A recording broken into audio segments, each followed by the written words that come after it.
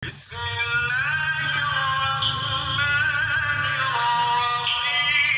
disebut nanti Idul Fitri artinya suci ya.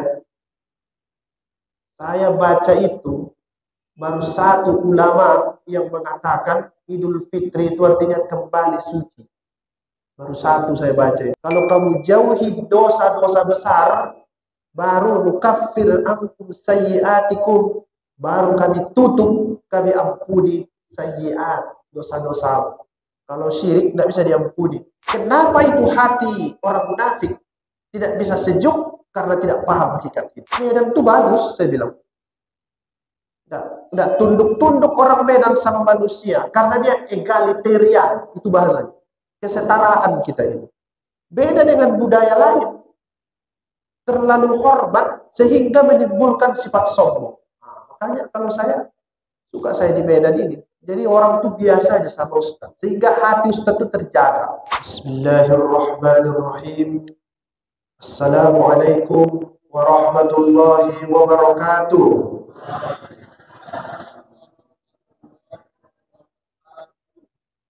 Alhamdulillahi rabbil alamin. Wassalatu wassalamu ala ashrafil anbiya'i wal mursalin. Wa ala alihi wa ashabihi ajma'in. Yang saya hormati Bapak Ketua BKM dan seluruh pengurus Masjid Al-Ihsan. Yang saya muliakan Bapak, Ibu, adik-adik remaja dan adik-adik yang masih anak-anak. Alhamdulillah hadir pada semua hari ini. Tidak apa-apa sambil ngantuk, penting hadir dulu. Tapi kalau ayahnya ketiduran, itu luar biasa itu. Nanti bangunin. Atau mamanya ketiduran. Kalau begitu Bapak Ibu yang saya muliakan, ini pertemuan kita yang ke-26. Tetap konsisten kita belajar. Di bulan Ramadan ini agak ramai pula saya lihat. Bagus. Karena memang Ramadan ini disebut juga dengan Syahrul Quran. Bulannya Al-Quran. Mana dalilnya? Syahrul Ramadan alladzi unzila fihil Quran. Mari kita pelajari kajian kita surah Al-Baqarah ayat yang ke-19. A'udzu billahi minasy syaithanir rajim. Bismillahirrahmanirrahim. Aw kasayyibin minas samaa'i fihi dhulumatun wa ra'dun wa barq yaj'aluna asabi'ahum fi adhanihim minas sawa'iqi hadaral maut wallahu muhitun bil kafirin. Atau seperti orang-orang yang ditimpa hujan lebat dari langit. Jangan dulu dipikirkan Bapak Ibu apa maksudnya ya. Sulit itu, nanti kita lihat. Kemudian apalagi disertai gelap gulita. Terus apalagi guru dan kilat. Setelah mereka melihat itu, hujan, kegelapan, guru dan kilat, apa yang mereka lakukan? Mereka menyumbat dengan jari-jari mereka ke dalam telinga mereka karena mendengar suara petir. Apa maksudnya? Nanti kita pelajari. Kenapa itu? Hadzarul maut, sebab takut pada kematian. Padahal Allah meliputi orang-orang kafir. Wallahu muhitun bil kafirin. Bapak Ibu yang saya muliakan, ini harus kita lihat ayat sebelumnya. Kalau tidak, kehilangan kita. Apa maksudnya? Nah, yang dibicarakannya ini orang-orang yang pura-pura beriman. Dulu saya sampaikan, manusia itu dalam menyikapi keimanan kepada Allah terbagi tiga. Betul-betul percaya, betul-betul tidak percaya, dan pura-pura percaya. Nah, ini yang ketiga ini sekarang yang dibahas. Yang pura-pura percaya. Bahasa sederhananya munafik. Munafik namanya. Ustaz, apa perlu dibahas? Perlu. Karena sebenarnya sifat-sifat seperti ini banyak kita ikuti itu tanpa kita sadari. Sekitar seminggu yang lalu, saya diskusi dengan seorang profesor. Kawan saya menulis tafsir. Tafsirnya sudah terbit. Nanti kalau datang sekali lagi, saya kasih ke masjid ini satu. Gratis. Tidak bayar. Insya Allah bulan depan saya bawa. Waktu diskusi saya tanya, kenapa itu Prof? Banyak sekali cerita-cerita orang yang tidak betul di Al-Quran. Dan banyak sekali di surah Al-Baqarah itu tentang orang Yahudi. Ada juga Nasrani. Kata beliau, memang kalau dirunut-runut, itulah karakter manusia itu sebenarnya. Kalau tidak macam Yahudi, macam Nasrani. Begitu saja. Kalau tidak, munafik. Dan sedikit yang memang bisa menjadi orang yang betul-betul mukmin. Sekalipun kita mengaku, tapi sifat-sifat buruk itu selalu ada pada diri kita. Itulah sebabnya itu yang dibahas. Jadi tidak ada itu ayat-ayat Al-Quran yang tidak sesuai dengan kehidupan manusia. Tidak ada itu. Semua sesuai. Yang penting pakar-pakar Al-Quran, ustadz-ustadz, para mufassir bisa menjelaskannya bagaimana supaya terasa dalam kehidupan. Nah, sekarang kita lihat, ada nggak sifat orang munafik ini sahabat kita? Saya yakin ada, karena ustadznya pun bisa kena. Bukan jamaahnya saja, ustadznya bisa kena. Makanya harus diingatkan. Nah, ini perumpamaan. Jangan dipahami secara letterlik, nggak paham kita. Itu perlunya belajar tafsir. Dulu dia sebut summun bukmun umyum fahum la yarji'un. Indra mereka itu tidak berfungsi. Itu di ayat yang dulu. Setelah itu apalagi? Mereka itu seperti orang-orang yang ditimpa hujan lebat dari langit. Ini lagi kelanjutan orang munafik. Kata ahli tafsir, apa maksudnya? Hujan itu titik-titik air yang berjatuhan dari udara karena proses pendinginan. Itu hujan namanya. Asalnya itu sebenarnya dari bumi juga itu. Laut itu atau danau naik ke atas karena dipanaskan matahari. Setelah dia berat, jatuh. Makanya disebut titik-titik air yang berjatuhan. Itu definisi hujan.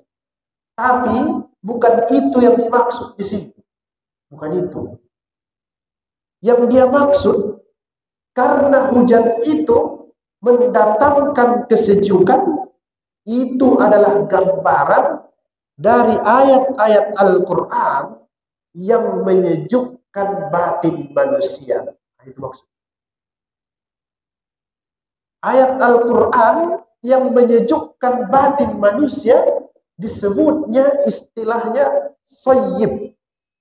Itu sebabnya kalau datang hujan, apa doanya? Masih ingat Bapak Ibu, adik-adik semua?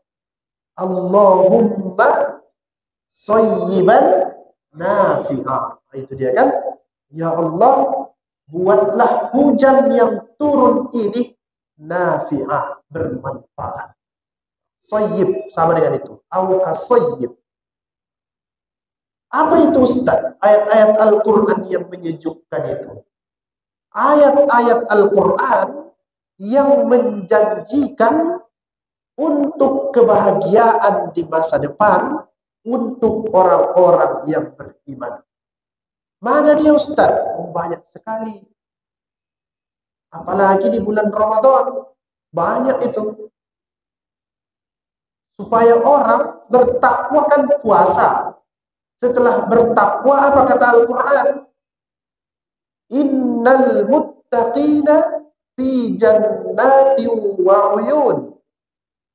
Orang yang muttaqin, yang bertakwa itu masuk ke dalam surga yang di dalamnya ada mata-mata air. Enak kan mendengarnya? Sejuk batin kita mendengar. Apalagi katanya yang menyejukkan itu, innalil muttaqina mafaza. Sesungguhnya bagi orang yang bertakwa itu mafaza, akan mendapat keberuntungan. Enak mendengar. Lalu apa lagi katanya? Ala bidzikrillahi tatma'innul qulub. Hanya dengan mengingat Allah, hati manusia menjadi tenang. Enak mendengar. Itu soyib. Apalagi Ustaz? Nah, ini kurang enak tapi betul. Wa asa an takrahu syai'an wa huwa khairul lakum. Wa asa an tuhibbu syai'an wa huwa syarrul lakum. Banyak di dunia ini yang kamu tidak sukai tapi baik untuk dirimu. Kadang kita cinta tapi tidak cocok. Kadang kita benci tapi cocok untuk diri kita. Nah, begitu Quran itu. Dia berikan panduan-panduan yang menyejukkan. Mungkin kalau Bapak ayat-ayat yang menyejukkan itu apa? Fankihu ma taba lakum minan nisa'i masna wa sulasa wa ruba'. Artinya Pak, nikahilah perempuan itu 2, 3 dan 4. Mungkin menyejukkan di bapak-bapak tapi panas di ibu-ibu. Tapi itu ayat-ayatnya itu disebut soyib. Itu kalau nggak dijelaskan betul-betul, ibu-ibu nggak pernah terima itu ayat itu. Padahal ada ayat. Nah, begitulah kira-kira ayat-ayat Al-Quran itu. Dia menyejukkan dan bisa menimpa hati orang munafik dan juga orang yang beriman. Tapi orang-orang munafik itu yang pura-pura dia beriman, hatinya tidak tersentuh, biarpun itu ayat yang menyejukkan. Apa sebabnya Ustaz? Karena mereka ragu dengan informasi Al-Quran. Memang begini. Misalnya tadi saya baca. Innal muttaqina fi jannati wa uyun. Orang yang bertakwa itu masuk ke dalam surga yang di dalamnya ada mata air. Pertanyaannya, betul nggak itu? Sudah pernah rupanya Ustadz ke sana? Sudah pernah Ustadz ke surga? Sehingga berani Ustadz mengatakan bahwa kalau kami bertakwa, kami pasti masuk surga. Ragu dia kan? Memang sekarang ini begitu. Kalau tidak bisa dibuktikan, ragu orang. Itu kalau ayat Al-Quran diragukan, munafik namanya itu. Bahkan bisa jadi kafir. Bisa jadi kafir itu. Bagaimana logiknya Ustaz? Supaya bisa kami terima. Ya mudah saja. Kalau saya sebut tadi, bahwa orang yang bertakwa itu masuk surga, kemudian Bapak Ibu bantah, tak betul. Bisa juga enggak Ibu bantah, Bapak membantah, bahwa ayat itu tak betul? Bisa apa tidak? Tidak bisa juga. Saya Ustaz nggak percaya itu orang mukmin masuk surga. Mana buktinya? Saya tanya lagi balik. Mana buktinya orang mukmin tidak masuk surga? Baru saya tanya. Ibu tanya ke saya lagi. Mana buktinya orang mukmin masuk surga? Saya tanya. Mana buktinya orang mukmin tidak masuk surga? Dua-duanya tak bisa membuktikan. Tapi kalau kita orang yang berpikir ilmiah, sikap yang paling bagus terhadap dua hal yang tidak bisa dibuktikan adalah mempercayainya terlebih dahulu. Itu dulu. Apalagi ini wahyu, ada di situ iman. Nah, orang Muslim pasti percaya dengan ayat-ayat semacam itu. Mudah-mudahan kita yakin dengan informasi Al-Quran yang menyejukkan. Ustaz, apa sebabnya itu kita ragu? Ayat-ayat Al-Quran itu 2 sebabnya. Tahu nanti kita kena, lihatlah. 1, kita tidak paham hakikat kehidupan ini. Itu 1 sebabnya. Nggak ngerti kita. Kemudian yang kedua, di dalam hati kita ada penyakit. Berarti dua sebabnya. Kenapa kita tidak menganggap sejuk ayat Al-Quran itu? Satu, kita tidak mengerti hakikat hidup. Yang kedua, ada penyakit dalam hati. Apa rupanya hakikat hidup itu? Itu nggak akan ketemu kalau tidak dilihat dalam ayat Al-Quran. Itu di channel YouTube saya itu, saya buat begini. Kajian tafsir dan filsafat. Saya banyak baca buku filsafat. Mulai dari karya Socrates sampai dengan Syekh Hussein Nasr. Terakhir itu Islam. Yang pertama itu kafir, tak jelas agamanya. Saya selalu cari apa sebenarnya rahasia hidup ini. Saya baca itu buku-buku mereka. Bertrand Russell, filosof dari barat itu, saya baca itu. Kering, nggak ketemu saya. Apa maksud orang ini? Nggak jelas, menggantung. Karena memang wilayah filsafat itu abu-abu, nggak jelas dia. Ketika dibuka Al-Quran, dan kita lihat penafsiran pakar-pakar Al-Quran, dari zaman At-Tabari, sampai dengan zaman Thahir Ibnu Ashur, baru ketemu. Kita lihat salah satu. Hakikat hidup itu kita harus mengerti dua. Dari mana kita datang dan kemana kita akan pergi. Itu kalau dibaca buku filsafat, gantung itu, tidak jelas itu. Nah, sekarang di depan Bapak Ibu, ada saya bentangkan ayat Al-Quran yang menginformasikan kepada kita dari mana kita ini dan mau kemana. Kata Al-Quran, "Idz qala rabbuka lil malaika inni khaliqum basharan min tin." Bukan wa idz qala, idz, enggak ada wawunya itu ayat. Ingatlah ketika Tuhanmu berfirman, wahai manusia, kepada malaikat, sesungguhnya aku akan menciptakan manusia dari tanah. Dari sana asal kita. Kemudian apabila telah kusempurnakan kejadiannya, sudah terbentuk badannya itu, dan kutiupkan kepadanya roh ciptaanku, hiduplah dia manusia itu, maka hendaklah kamu tersungkur dengan bersujud kepadanya. Ini perintah kepada malaikat. Ini tak tahu kita ini kapan pastinya kejadian ini. Atau di surga atau di mana, macam-macam pendapat ahli tafsir. Berarti asal kita ini dari Allah Subhanahu wa taala yang diciptakan dari tanah. Harus kita ingat itu. Jangan pernah lupakan itu. Kalau itu kita lupa, kita tidak paham hakikat kehidupan ini. Ngerti kita mau ngapain. Setelah itu mau ngapain? Kita ke dunia ini selesai? Tidak. Kata Al-Quran, ya ayyuhal insan, wahai manusia, kamu semua manusia, innaka kadihun ila rabbika kadhan famulaqi. Sesungguhnya kamu telah bekerja dengan sungguh-sungguh menuju Tuhanmu. Mau tidak mau, kamu pasti mati. Sekuat apapun tenagamu, sebanyak apa kekuasaanmu, sebanyak apapun uangmu, sebesar apa pengaruhmu, sebanyak apapun follower, pasti kamu mati. Itu hakikat hidup, tidak bisa dibantah. Maka pasti kamu akan menemuinya Tuhanmu. Pasti itu. Inilah hakikat hidup. Berasal kita dari Tuhan dan kembali kepada Tuhan. Tidak ada reinkarnasi dalam Islam. Tidak ada itu. Kalau kita mati, pasti kembali kepada Tuhan. Inna lillahi wa inna ilaihi raji'un.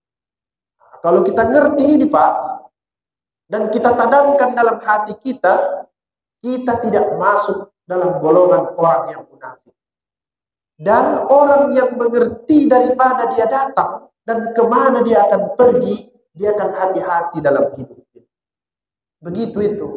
Ibu kalau naik angkot dari Aksara mau ke Sukarame, Ibu pasti hati-hati. Nanti ku bilanglah sama supirnya, berhenti aku di Sukarame. Nggak bisa itu ditenang. Karena kita ngerti mau kemana. Tapi kalau ibu naik Grab, nggak tahu mau kemana, bingung. Kapan itu mau di stop? Cukup nggak ongkos di kantong? Jelas tujuan kita ini, jelas tujuan kita. Disebut oleh Al-Quran, innaka kadihun ila rabbika kadahan famulaki. Ada ayat yang lebih tegas sebenarnya menjelaskan itu. Inna ila rabbikal muntaha. Tujuan terakhirmu itu adalah Tuhan. Ada lagi, tsumma turadduna ila alimil ghaibi wasyahada. Kamu pasti dikembalikan kepada Tuhan yang Maha mengetahui alam gaib dan alam syahadah. Nah, Bapak Ibu sekalian, Ramadan ini pun sebenarnya mengasah ini. Mengasah supaya paham hakikat kehidupan ini. Itu sebabnya banyak anjuran-anjuran di bulan Ramadan supaya kita suci. Tapi jangan sebut nanti Idul Fitri artinya suci ya. Saya baca itu baru satu ulama yang mengatakan Idul Fitri itu artinya kembali suci. Baru satu saya baca itu. Ribuan ulama menulis Idul Fitri artinya itu hari raya makan. Itu artinya itu. Ya, Id artinya hari raya. Fitri artinya makan. Itu sebabnya ada di situ zakatul fitri. Di Indonesia zakat fitrah, salah lagi itu. Zakat fitri itu zakat untuk dimakan di tanggal 1 Syawal itu. Tidak boleh ada orang kelaparan di situ. Maksudnya itu. Ada nggak yang berpendapat kembali suci? Ada, tapi baru satu saya baca itu. Siapa nama ulamanya? WhatsApp, biar saya kirim nomor. Ada. Saya kurang sepakat itu. Imam Nawawi pun menulis begitu. Kembali hari raya makan. Makanya tak boleh puasa tanggal itu. Tak boleh kita puasa. Tapi bukan berarti bulan Ramadan tidak bisa membuat kita kembali suci. Bisa. Tapi bukan Idul Fitri. Mana dalilnya? Man qama Ramadan imanan wa ihtisaban ghufira lahu ma taqaddama min dzambi. Kan bisa suci. Siapa yang mendirikan qiyam di bulan Ramadan diampuni dosa-dosanya yang telah lalu. Bisa suci itu. Tapi bukan Idul Fitri bahasa Arabnya. Tapi dosa-dosa kecil, dosa besar tunggu dulu. Kata Al-Quran, in tajtanibu kaba'ira ma tunhauna anhu nukaffir ankum sayyi'atikum. Kalau kamu jauhi dosa-dosa besar, baru nukaffir ankum sayyi'atikum, baru kami tutup, kami ampuni sayyi'at, dosa-dosa. Kalau syirik tidak bisa diampuni. Biarpun puasa dia 10 tahun. Berhentikan dulu syiriknya. Nah, itu dia. Mudah-mudahan kita semakin mengerti hakikat kehidupan ini, dari mana kita dan mau kemana. Jangan terlena, Pak. Jangan terlena dengan dunia ini. Putar sana, putar sini, putar situ, putar sana. Tiba-tiba udah malam, putar lagi, udah pagi, tak pernah sholat selama 5 waktu. Bahaya itu. Hidup ini begini-gini saja ini. Itulah perlu belajar Al-Quran supaya kita mengerti. Satu, sebabnya kenapa itu hati orang munafik tidak bisa sejuk karena tidak paham hakikat itu. Yang kedua, fi qulubihim marad. Di dalam hati manusia itu bisa jadi orang munafik, bisa jadi juga orang Islam seperti kita ini, ada penyakit di dalam. Bukan hatinya atau jantungnya bolong, bukan itu. Itu serahkan ke dokter, bisa itu diselesaikan. Dipasangnya ring, segala macam sekarang ini. Itu bisa diselesaikan. Bukan itu persoalannya. Sakitnya itu nggak nampak, tapi ada. Jadi orang pun pasti periksa, mana sakitnya? Nggak nampak, tapi ada. Nah, itu hebatnya Al-Quran. Bisa dideteksinya manusia itu.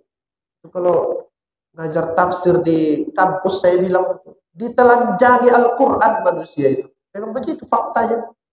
Dia tahu dia rahasia-rahasia kita. Karena dia bersumber dari Allah Subhanahu wa taala. Apa penyakitnya itu? Dengki. Apalagi penyakitnya itu sehingga Al-Quran tidak terasa sejuk. Sombong. Apa itu dengki, Ustaz? Dengki itu kita ingin nikmat yang ada pada orang pindah ke kita. Itu dengki itu. Orang punya mobil, ingin dia mobil itu pindah sama dia supaya kawan itu tak punya mobil. Hindari itu. Tapi Ustaz datang-datang, ya memang begitu. Setiap dia datang, usir. Setiap dia datang, usir. Disitulah perjuangan itu. Ustaz bisa dengki, bukan bisa lagi. Kata Imam Ghazali, ilmuwan itu yang paling banyak dengkinya. Termasuk ilmuwan agama. Kalau begitu, apa solusinya? Belajar. Kita harus tahu obatnya. Kemudian apa lagi? Sombong. Apa itu sombong? Menganggap dirinya lebih besar dari orang lain.